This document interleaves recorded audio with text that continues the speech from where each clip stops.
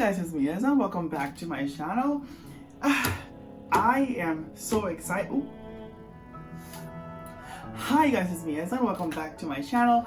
I am so excited for you guys to see my new setup. I completely changed the way that my bedroom looks now, and honestly it feels like it has way more space. It looks way more, like, in my opinion, more aesthetic and like organized, and oh my gosh, I am so excited. But that is not why you came here. So, as I was saying, hi guys, my name is Eza, and welcome back to my channel. In this video, we are going to be talking about offerings, what they are, why people give them, why people provide them, what you may give, and how and where to get them. So if you would like to learn more about that, then continue on watching. Now, to understand why offerings are important and why people give them, we must first understand that we live in a universe of energy that is always seeking balance, and it does this by being in a state of dynamic reciprocal energy. Dynamic reciprocal because it's always in constant motion of giving and receiving, meaning that it's never still. And energy because energy is everywhere and in everything, and it is energy that is being exchanged. Now, we know that energy cannot be destroyed, it can only be transformed, and an exchange is a way of achieving that. Now, of course, when you don't give, you don't receive, but because humans and pretty much everything in the universe is always giving, it is essentially receiving. Now, ways that pretty much we as humans receive, essentially, to give an example or a few examples, are by, acts of kindness. When you are kind to others, others are kind to you. Same thing can be said about being hateful or mean. When you are hateful or mean to others, they're going to be the same to you. Now, another example, when you make a purchase, that which you have purchased is going to be given to you. Now, another example is, when you plant a seed, that seed, when it grows up, it's either going to give you fruits, vegetables, or anything like that, or essentially it's going to grow into a tree, and that tree is essentially going to give you clean oxygen, or it's going to give you fruits.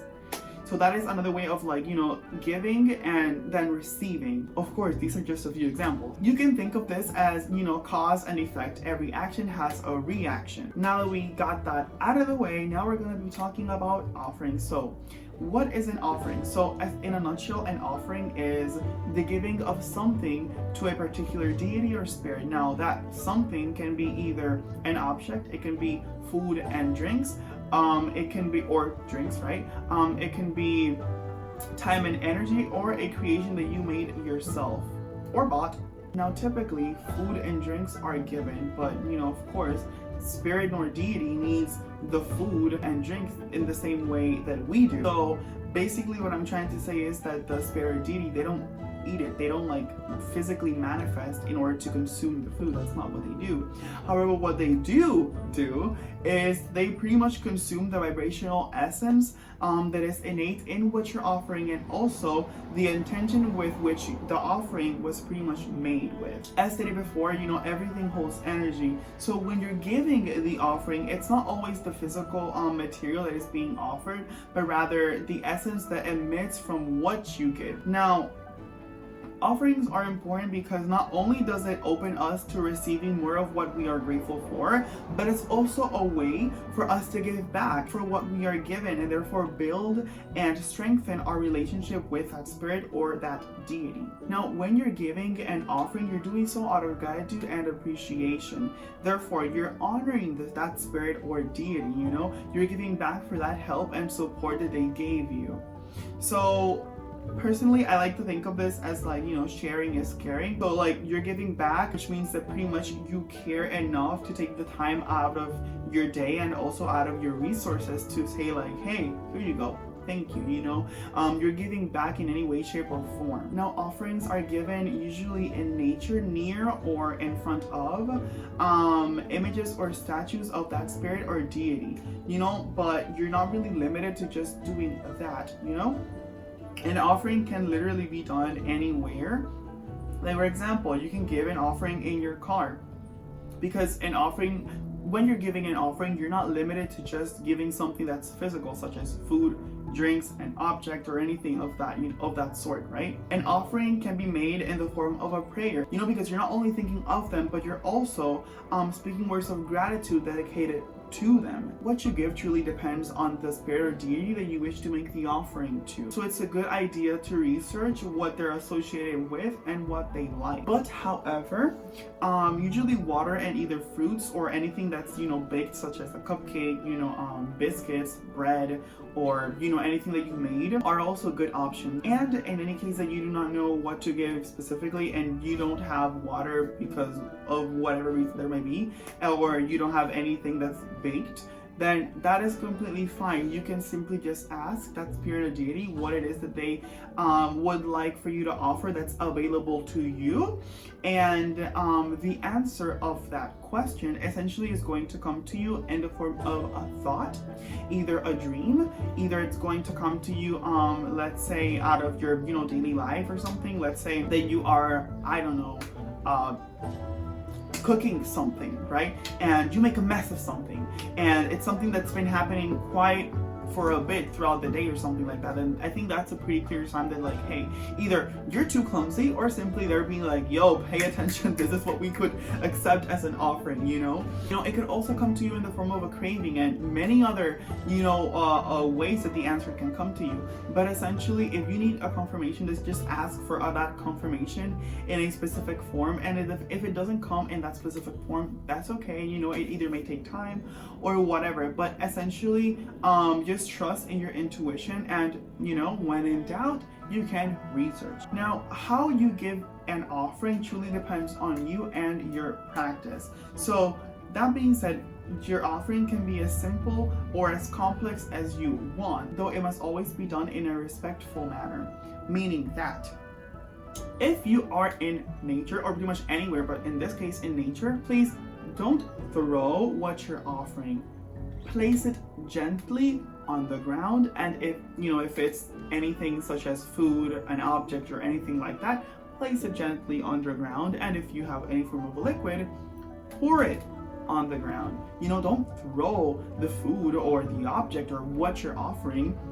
Especially don't throw the liquid with the bottle or anything like that, because that's disrespectful. Come on, you're not only just littering, but you're also being completely disrespectful. Like, when someone is giving something to you, you would not want them to treat you like that. So treat the spirits the same way that you would like to be treated, with respect, right? Now, preferably if you're giving something in nature, I would recommend, just like I guess everybody else, or a big portion of people, to offer food and drinks.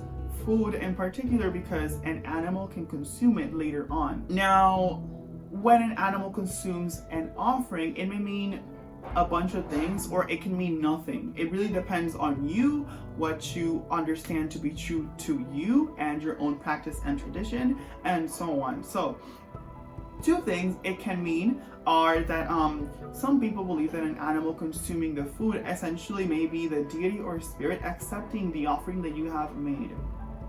But others just simply think that when you give food, or when you leave offerings of food in nature and an animal consumes it, it's pretty much you not only helping wild animals with something to eat, but it's also just you using the most out of that offering. So not only are you offering this to the spirit, but you're also helping wild animals consume something when they find it. Of course, there are a ton of beliefs based on animals consuming your offering, but that is maybe for another video, or simply just for you to find somewhere else, because I don't want to get too much into this. But yeah, another option that you may choose to practice, I guess, is instead of just placing and pouring the offering on the ground, you may choose to bury the offering. So when it comes to burying the food, please don't bury anything that's going to damage the area. So for example, don't bury salt, because it's not really that good for like nature. Like the grass, it's gonna damage it, and in any pretty much near plant that there is. Don't offer anything inside of a glass container, inside of a jar. It's not really, you know what I mean? Like, especially if you're doing so, at least this is what I think, if you're like making an offering to nature spirits, because yes, that's a good offering, but at the same time you're also like littering and like damaging the area, because you're like, you know what I mean, like it's pretty dangerous as well. So essentially just, you know, offer, if you're going to bury something, offer stuff that are going to be either organic or just simply biodegradable. That's like the best thing that I can suggest, right? Now, where you give the offering depends on you and what is accessible to you, you know, in that moment. So you may give an offering inside of a car. You may give the offering in the bathroom while you're showering. Now, in the car and in the bathroom, maybe you can offer a chant or a prayer, but I'll get to that in another video that I'm actually going to record later. But yeah, you can offer in nature, you know, at a park, at a beach, in a field, in a forest, somewhere out in nature.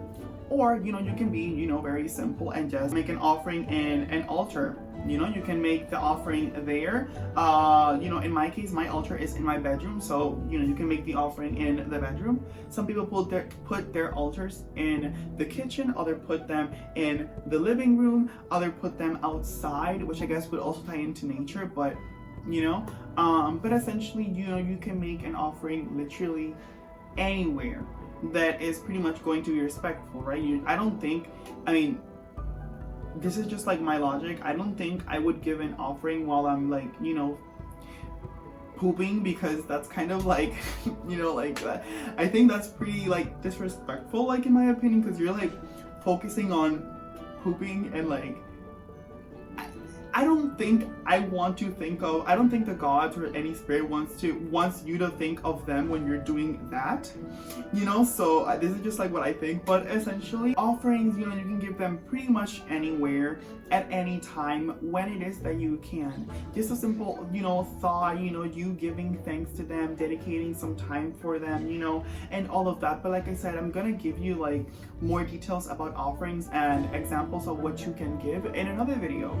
But yeah, I really do hope that you guys enjoyed this video. I hope that it was informative and pretty quick. I hope that it was useful to you, and I hope that you found the answer that you were looking for as well. And if you didn't, then I mean, at least you got entertained, right? So yeah, if you guys liked it, be sure to leave a like, comment, share, and subscribe, and I shall see you guys later. You made me feel so much better.